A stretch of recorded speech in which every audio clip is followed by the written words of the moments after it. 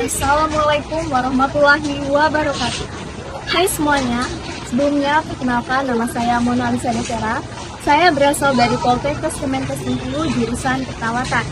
Di sini saya akan menjelaskan apa itu kekerasan dan bagaimana tindakan pencegahan serta penanganan dari tindak kekerasan.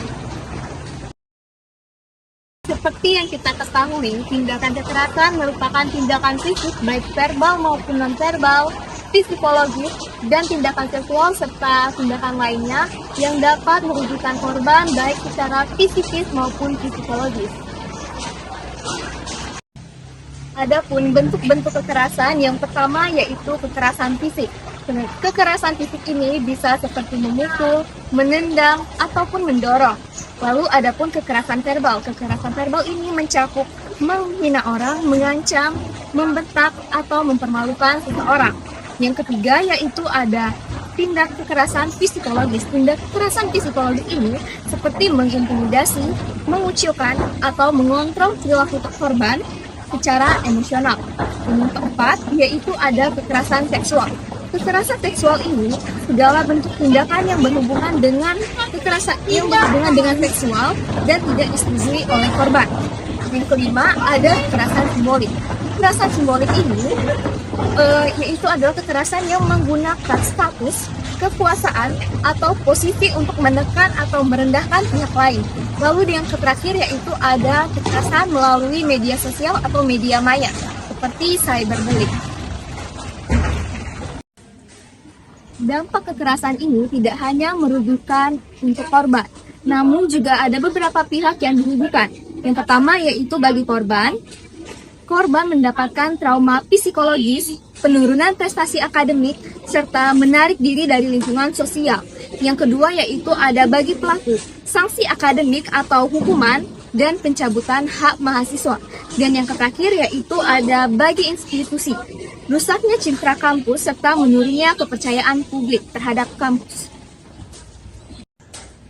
Adapun peran setiap pihak agar tidak terjadi kekerasan di lingkungan kampus. Yang pertama yaitu ada peran dari mahasiswa. Mahasiswa dapat menghormati sesama temannya, lalu menolak segala bentuk kekerasan dan berani melapor. Yang kedua yaitu ada dari dosen dan tenaga pendidik. Yang pertama yaitu menjaga teladan dan peka terhadap tanda-tanda kekerasan di lingkungan kampus. Dan yang terakhir yaitu dari pihak kampus. Pihak kampus menjamin keamanan, menegakkan peraturan, dan menyediakan mekanisme pelapor yang ramah korban. Adapun penanganan tindak kekerasan dari pihak kampus. Yang pertama yaitu penerima laporan. Korban atau saksi melapor ke satgas atau pihak berwenang di kampus. Yang kedua yaitu pendampingan. Korban mendapatkan dukungan psikologis, hukum, dan medis jika diperlukan. Yang ketiga yaitu ada investigasi. Satgas melakukan penyelidikan sesuai dengan prosedur yang adil dan rahasia. Lalu yang keempat yaitu ada sanksi dan pemulihan.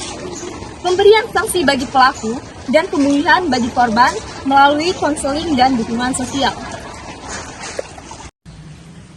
Kesimpulan materi kita yaitu pencegahan dan penanganan tindak kekerasan di kampus memerlukan kerjasama seluruh sivitas akademika dengan edukasi, kebijakan tegas, serta budaya saling menghormati.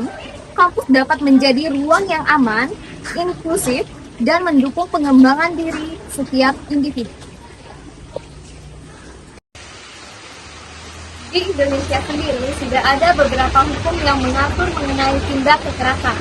Yang pertama yaitu ada di pasal 351 KUHP dengan isi pasal yang pertama, penganiayaan diancam dengan pidana penjara 2 tahun 8 bulan atau denda. Yang kedua, jika penganiayaan tersebut mengakibatkan luka berat, maka dijatuhi hukuman paling lama 5 tahun. Jika tindakan kekerasan mengakibatkan kematian, maka pelaku diancam dengan kurungan penjara maksimal 7 tahun penjara. Jika tindak kekerasan dilakukan dengan direncanakan lebih awal, maka diatur dalam pasal 353 KUHP. Lalu ada juga pasal 289 9 KUHP tentang perbuatan cabul dengan kekerasan atau ancaman.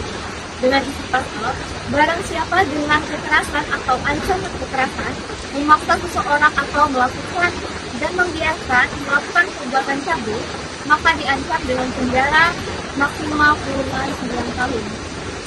Lalu ada pun pasal 281 KUHP yang berisi barang siapa dengan sengaja melanggar keasusilaan di muka umum, maka diancam dengan pidana penjara paling lama 2 tahun 8 bulan atau denda paling banyak Rp5.000.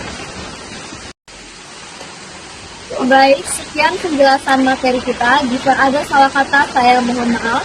Saya Mona Lisa Davera, pamit undur diri. Wassalamualaikum warahmatullahi wabarakatuh.